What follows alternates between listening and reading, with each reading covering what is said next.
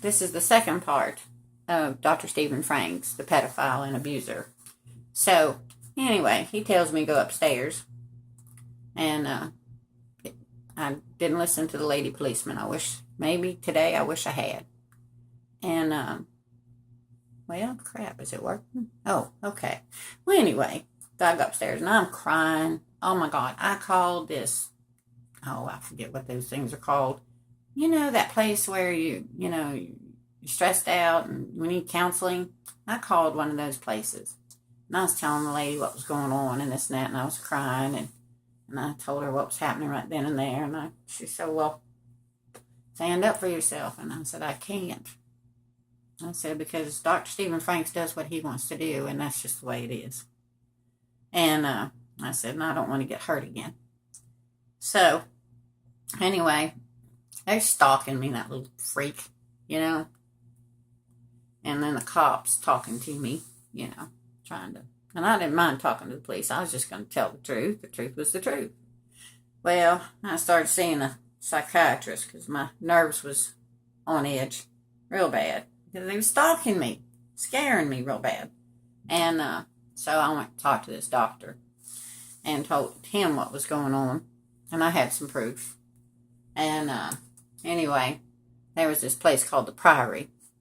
So he said, well, you got medical insurance through Dr. Franks. Let's put you in the Priory, and I can protect you there. And I said, okay. So I let him put me in the Priory. Well, folks, let me tell you, the Priory has Chippendales who do, yoga. And you got aromatherapy, and you paint, and you do all that kind of stuff. And it's a big castle-looking place, and you got a really nice private room that looks like a bedroom, a real bedroom, and it's just a nice place to be. And nice big grounds, everything. And you're not locked up.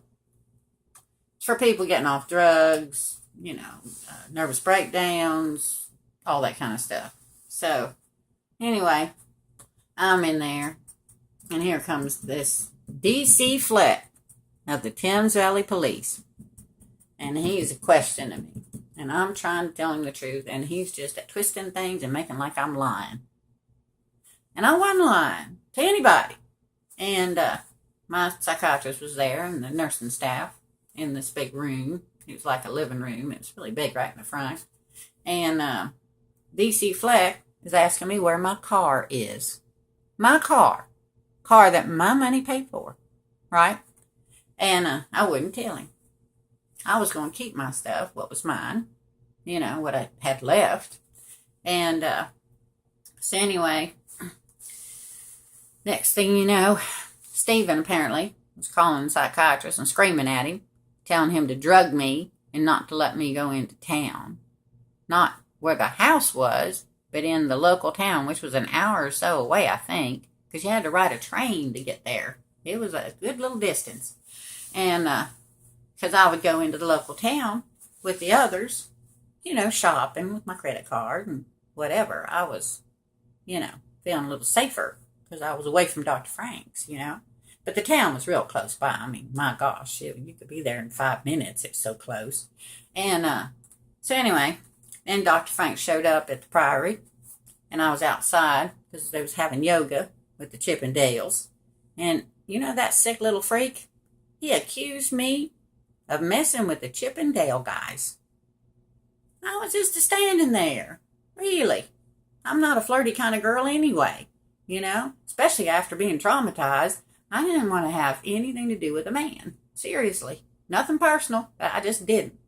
And so then he grabs me by the arm, puts me in the car, and takes me to this park and jumps on top of me.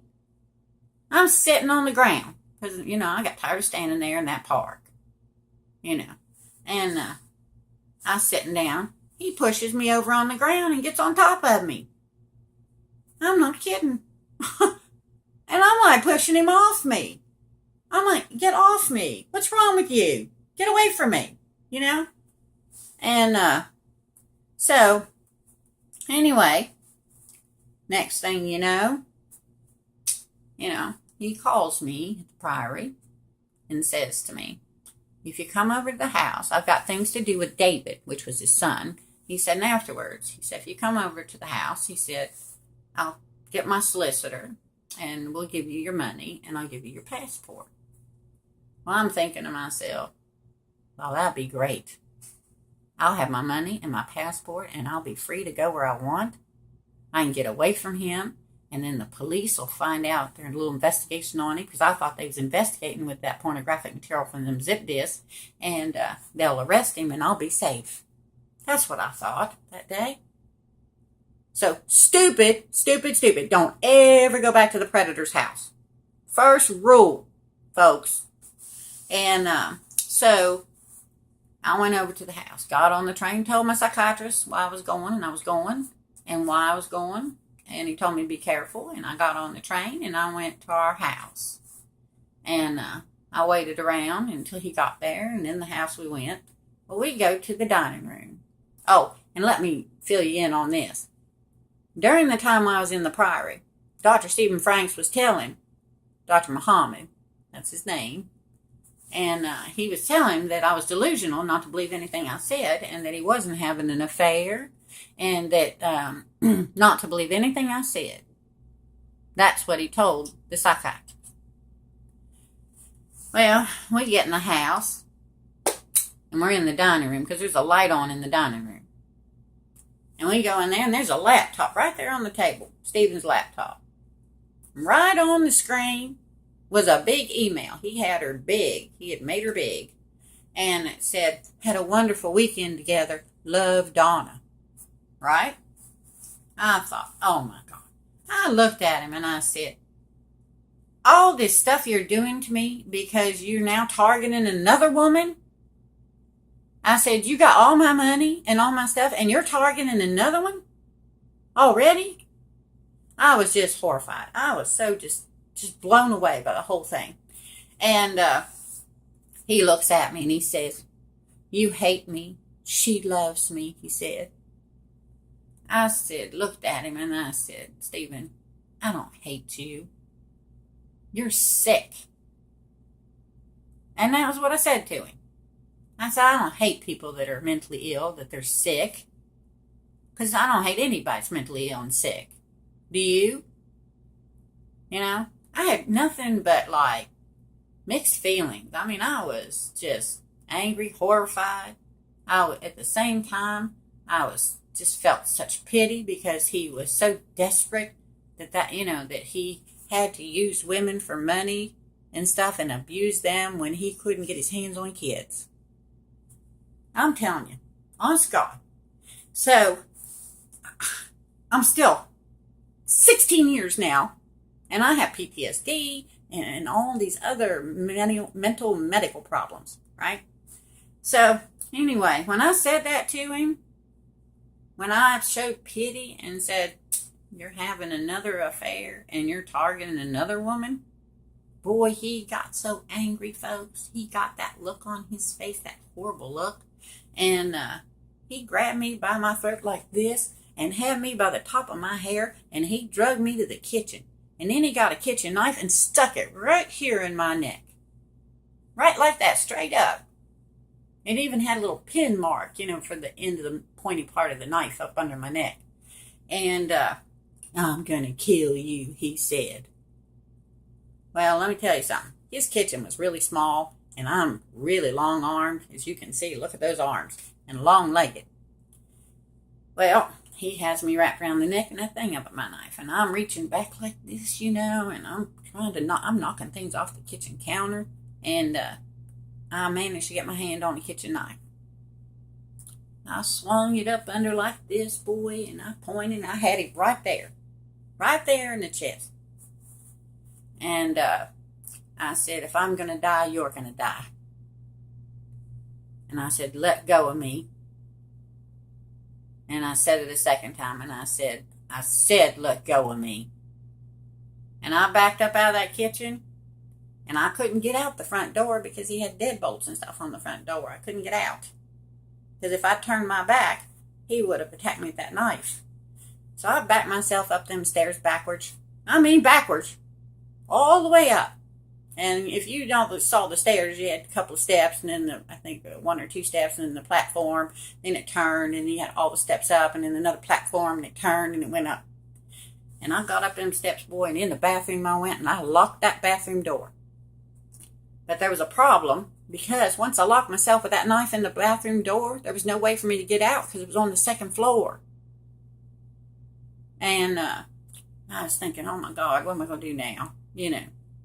And he's ranting and raving like a crazy out there in the hallway. I mean, just a ranting and a raving. Yelling. And so anyway, finally after a while, he calmed down and started talking nice.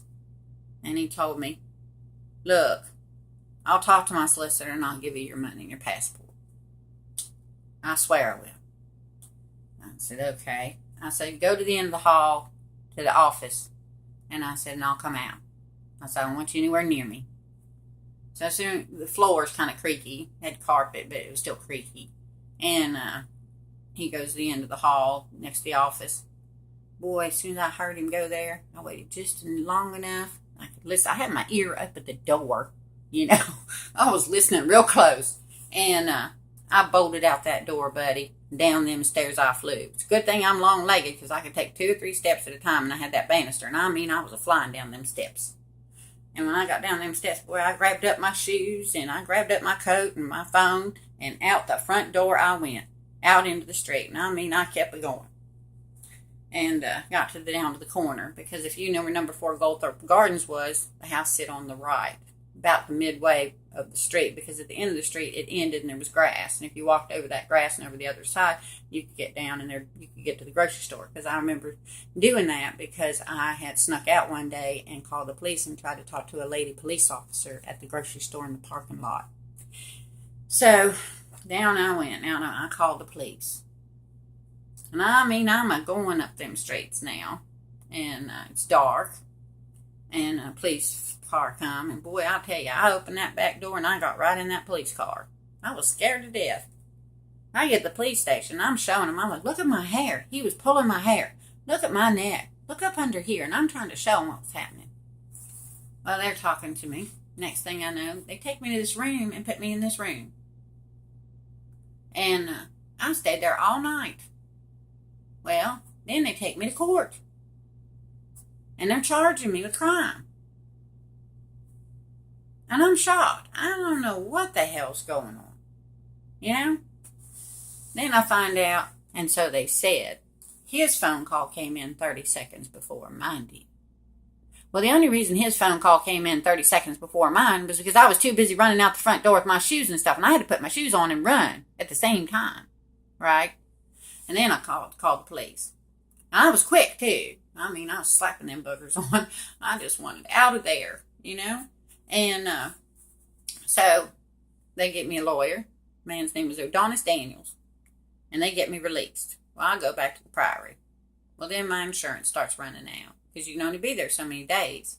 And I got to find another safe place to go. So Dr. Muhammad finds me another facility to go to. And he's on my side the whole time, to the point where he was protecting me himself. He's trying to get me laptops and trying to help me any way he can, you know?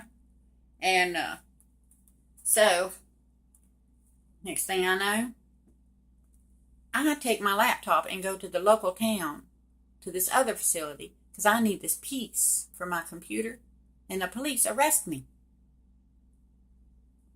And I didn't even know why. Well, apparently, I wasn't supposed to leave the grounds of the facility. And nobody even told me that. I just was released. That's all I knew. Well, they put me in jail. I mean, in jail. And I was there, I don't know, 3 months or so. And this DC flat keeps coming to the jail. They even had a taxi man, which I think to this day was a setup. And he was trying to talk to me and ask me things. Why was I going to this mental place and all this stuff? And I told him what was going on. And he said, well, we take care of bad people like that. And he's saying all this stuff. And I said, no, I want nothing to do with that. I just want to go where I'm safe. You know, I was too scared to be doing anything to anybody. I just wanted to be safe. And so then into jail I went. And I sat there until I went to court. And do you know, folks, I was accused of breaking and entering with intent to kill. That's what they accused me of. and I was innocent. And I cried for months. I was so terrified. Not only was I raped and abused and was being groomed to pick up children, and this man stole my money and everything else, but on top of it, they're keeping me in jail and punishing me even more. And then I was trying to get out of there. I was on that phone with Dr. Franks, having to say things that just make you vomit. Yes, Stephen, I'll be a good girl. I just want to come home. I'm sorry. He said he wanted a video camera, right? And so I bought one. I had Dr. Muhammad buy one for him. I mean, I'm doing whatever it takes to get the hell out of there, you know? I just wanted to be safe, and I wanted to be free. So I go to court, and they drop the breaking and entering with intent to kill, which is actually 20 years in prison, just so you're aware, down to one harassing phone call. And the only reason I agreed to that was because they'd already held me in jail, and my lawyer told me that I needed to cop to something because otherwise my being in jail would be seen as false arrest and I could sue. That's what my lawyer told me. So I said fine, because I was kind of mean to him on the phone once, you know, and that one time at the Priory. So then they were going to deport me. I was so traumatized I couldn't even get on the plane. I was having flashbacks. I mean, it was awful. And anyway, they released me to the doctor, and he put me in a hotel, and I rested for a few days. And he personally, even though I had no passport, because Dr. Franks, remember, took my passport. Yeah, I had a copy of a passport. And he put me on a train, a Eurostar train, and got me the hell out of the UK to Paris. And then he gave me plenty of money and was sending me money for me to rest in a hotel. He said I needed to recuperate because of my traumas.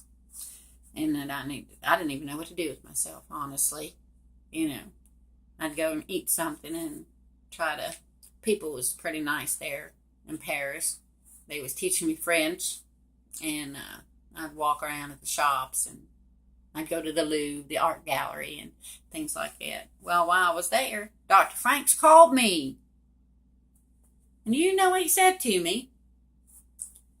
He said if I hadn't thrown such a temper tantrum, and that's what he called it, about his sexual issues and his fling with Donna Hughley, and that's her name, that it would have been over between him and Donna, and he and I'd still be together.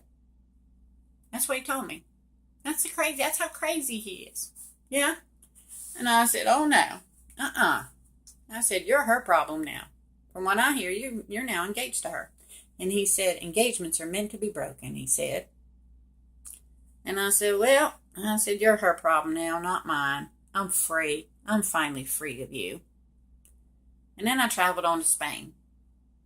Well, things seemed like they was going okay. I was laying on the beach reading my books, having lunch. The locals said the sun shined with me, and I was getting along just fine. Kind of stuck because I didn't know passport. Couldn't get back to my own country because I didn't know how to get back to my own country. Because I called the consulate, I don't know how many times, and nobody ever called me back, so I didn't know what I was doing. So I just figured, well, I'm stuck in Spain. I might as well just, be here. Well, I was staying in my psychiatrist's condo. Him and his wife had a condo. Really nice one, too. Marble floors and everything. And next thing I know, this man, Rudolfo Cortese, starts stalking me, basically. But he was funny, making you laugh and stuff. And he was pursuing me. I wasn't having nothing to do with no men. No. Everybody kept telling me not to be mean because I was kind of mean. I was angry about what had happened to me.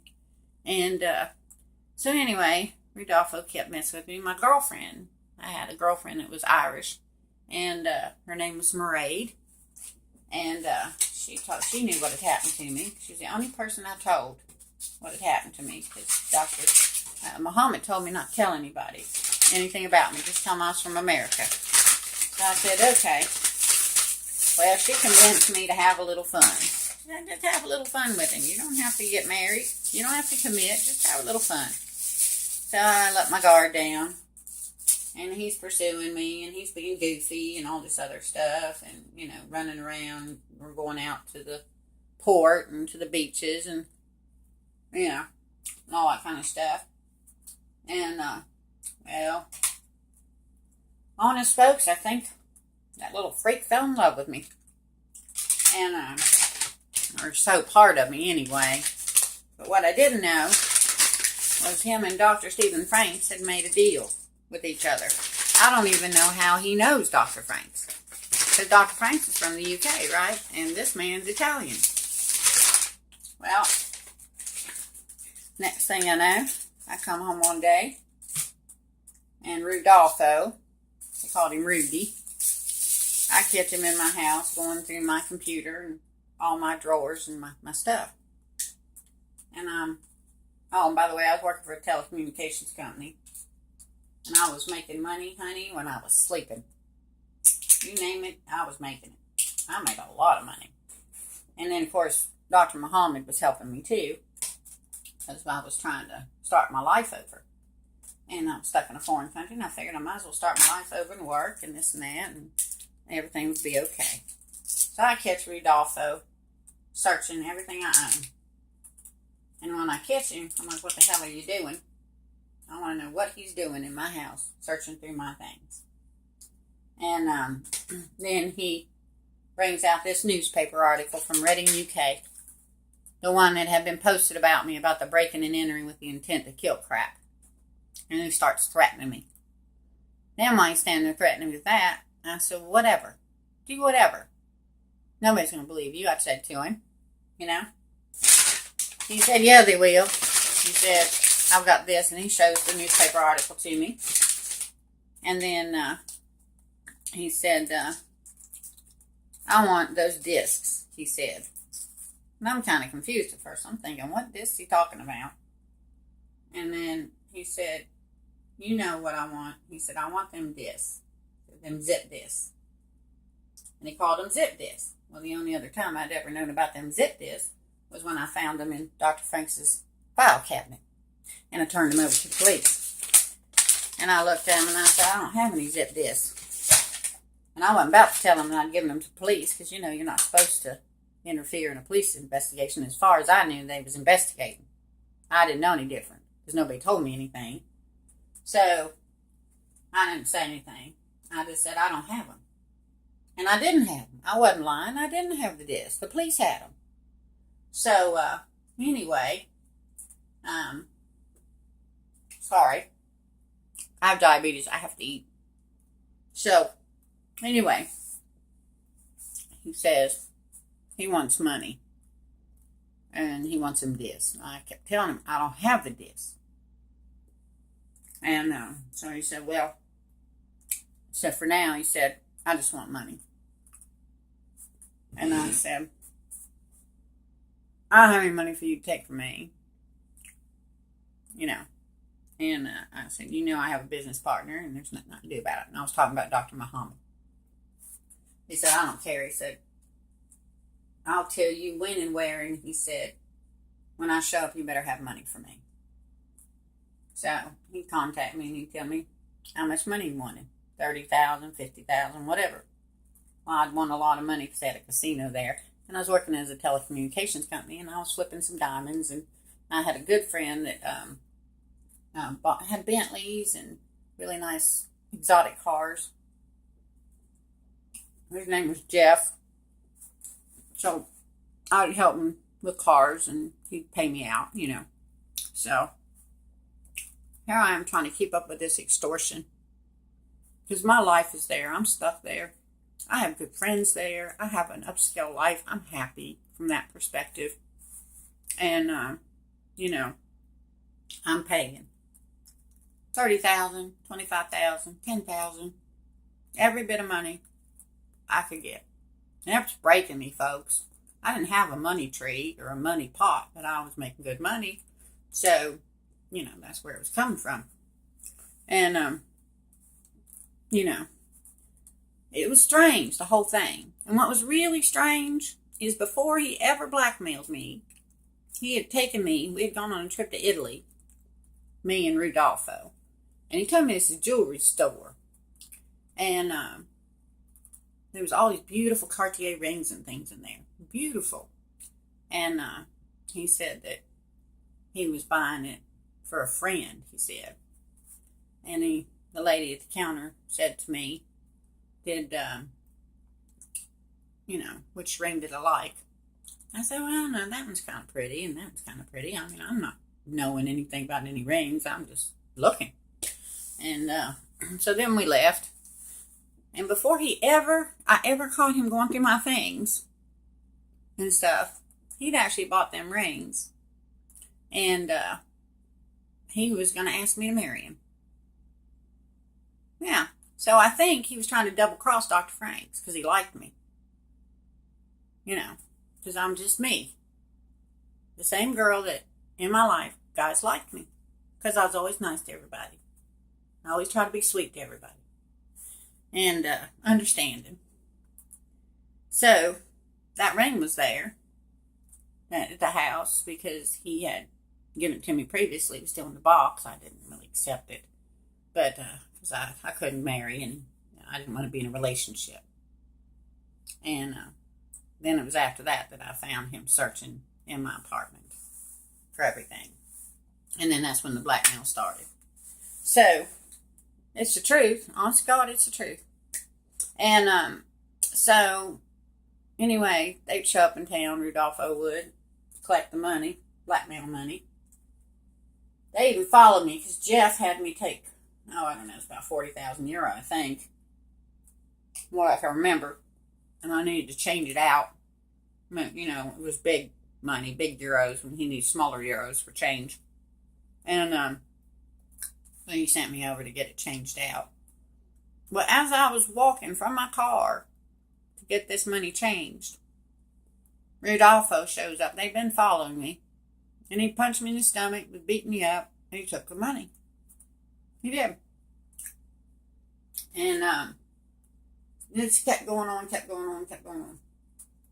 Well, finally, I had this friend named Massimo. Didn't speak very much English. And Massimo's godfather worked in a consulate in Madrid. So Massimo took me to Madrid, and we spoke to Enrique and told him what was happening. And he got on the phone, called Secret Police, and told him, hey, this is my godson's girlfriend. Could you please help her? Well, next thing you know, Secret Police snatches old Rudolpho up in the Port of Banús. Takes him for a ride.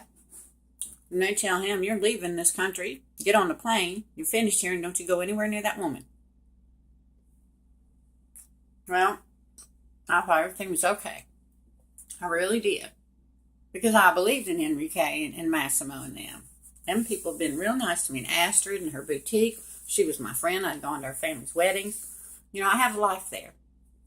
And even the Carabinieri Polizia